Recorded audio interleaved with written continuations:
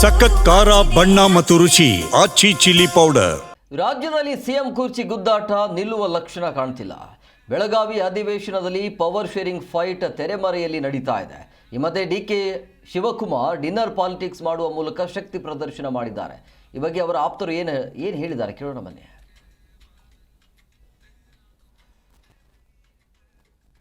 ಕುರ್ಚಿ ಅಲ್ಲಿ ಖಾಲಿ ಇಲ್ಲ.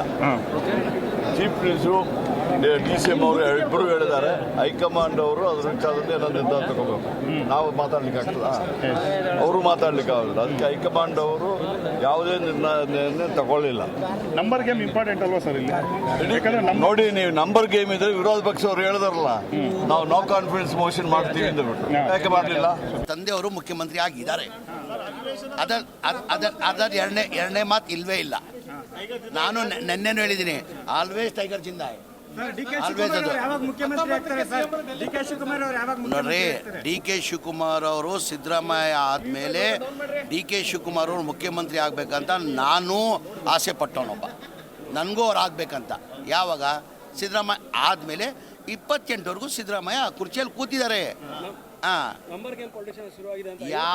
ಇಲ್ಲ, ಈಗ ಕಾಂಗ್ರೆಸ್ಸಲ್ಲಿ ಯಾವ ಬಣನೂ ಇಲ್ಲ, ಏನು ಬಣಲ್ಲ.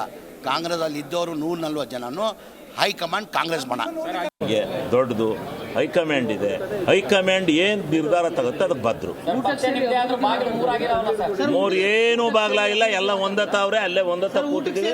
ಎಲ್ಲ ಹೋಗಿ ಊಟ ಮಾಡಿ ಹೋದ್ ಸರಿಯಾ ಎಲ್ಲರೂ ಕರೆದು ಊಟ ಹಾಕಿದ್ರು. ಎಲ್ಲ ಕರೆದು ತಕ್ಕೋ ಊಟ ಮಾಡಿದ್ದು. ಹೀಗಾಗಿ ಈ ಸರಿ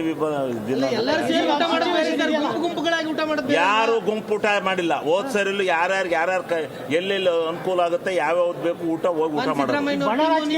ಯಾವ ಬಣವೂ ಇಲ್ಲ, ಏನೂ ಇಲ್ಲ. ನೀವೇ ಮಾಡ್ತಾ ಇರೋರು ಬಣ, ನೀವೇ. ಯಾರು? ನಾನು ಎಲ್ಲಿ ಊಟ ಮಾಡಲ್ಲ, ರೂಮಲ್ಲಿ 2 ರೊಟ್ಟಿ ತೋರಿಸಿ. ಯಾವ ಕೋಳಿ ಇಲ್ಲ, ಏನೂ ಇಲ್ಲ.